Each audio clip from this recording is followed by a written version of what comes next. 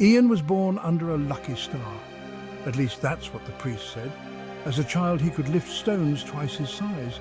He solved riddles that stumped the wisest scholars. He was destined to be Pharaoh. Everyone knew it. Ian's father, the old Pharaoh, ruled over a divided Egypt. The land was split between Upper and Lower Egypt.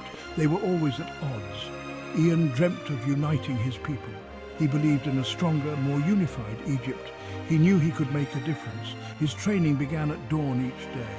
He learned to fight with swords and shields. He studied history and politics. The priests taught him about the gods and their power. Ian listened eagerly, absorbing every word. He was a quick study, eager to learn all he could. When Ian turned 18, his father passed away. The time had come for Ian to take his rightful place as Pharaoh. He vowed to fulfill his destiny. He would unite Upper and Lower Egypt. He would bring peace and prosperity to his people. He was Ian, their new Pharaoh, and he was ready. The weight of the double crown was heavy on Ian's head, but his spirit was heavier. The task ahead was daunting. Upper and Lower Egypt were like two scorpions in a basket. They were constantly fighting, each vying for control. Then there was Khosrow. He was a powerful sorcerer from the south. Khosrow saw the division in Egypt as his opportunity. He wanted to conquer the land for himself. He gathered an army of his own, composed of desert nomads and monstrous beasts. Khosrow's magic was the stuff of nightmares. He could summon sandstorms that swallowed entire cities. He could command venomous serpents to do his bidding. His power was terrifying.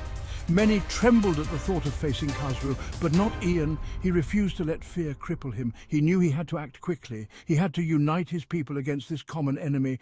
But how? Ian sought the counsel of the priests of Osiris. Osiris was the god of the underworld, but also of rebirth and renewal. His wisdom was legendary. The priests lived in a secluded temple, surrounded by palm trees and cool, reflecting pools. They listened intently as Ian spoke of his troubles. They nodded gravely, their faces etched with concern. "Your Majesty," the high priest finally said, his voice deep and resonant, "the answer lies not in brute force, but in harmony." Harmony? Ian was confused. "Yes," the priest explained, "true power comes from understanding the balance of nature, from honoring the gods and respecting the flow of the Nile. Isis, the wife of Osiris, is the goddess of magic and nature. She can help you." Section 4, the celebration of Isis. Ian took the priest's words to heart. He declared a grand festival in honor of Isis. It would be a celebration of unity, a time for all Egyptians to come together. People from every corner of the land flocked to the banks of the Nile. They came from the lush delta in the north and the sun-baked deserts in the south.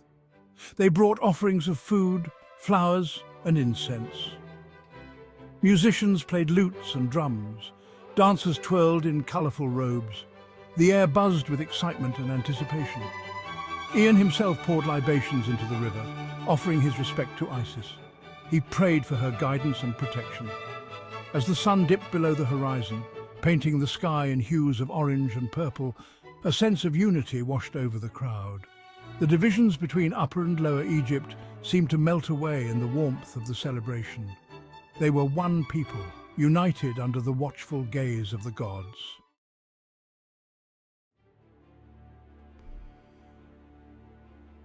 Section 5, the Battle of the Nile. The festivities were interrupted by the sound of drums beating in the distance. Khosrow and his army were approaching. Ian knew this was the moment he had been preparing for. He donned his golden armor and strapped on his sword. He rallied his troops, his voice booming with confidence. The two armies clashed on the banks of the Nile. It was a fierce and bloody battle. The air crackled with the clash of steel on steel, the cries of the wounded and the roar of monstrous creatures. Ian fought with the strength of a lion and the cunning of a serpent. He led his troops with courage and skill, but Khosrow's magic seemed unstoppable.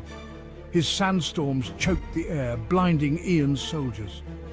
His serpent spat venom, dropping men where they stood. Just when all hope seemed lost, Ian remembered the words of the priests. Harmony. Balance. He closed his eyes and focused his will. He thought of the Nile, the lifeblood of Egypt. He thought of Isis, the goddess of magic and nature. He poured all his love for his people, his hope for a united Egypt, into his plea. The river responded. Section 6. Legacy. The Nile roared. The ground trembled. From the depths of the river, colossal figures began to rise. Giant crocodiles with scales like shields, hippos with jaws that could crush a chariot. Even monstrous fish with razor-sharp teeth joined the fray. Khosrow's magic was no match for the raw power of nature. His creatures were scattered. His sandstorms were dispersed. His army was routed. He himself was slain by a bolt of lightning summoned from the heavens. Victorious, Ian returned to the capital city a hero. He had united Upper and Lower Egypt. He had vanquished the evil Khosrow. He had ushered in a new era of peace and prosperity. To commemorate his victory, Ian ordered the construction of a grand temple dedicated to Isis. It was a magnificent structure built from the finest marble and adorned with gold and precious jewels. The temple stood as a symbol of unity, a testament to the power of nature, and a lasting legacy of the reign of Ian, the pharaoh who had united Egypt.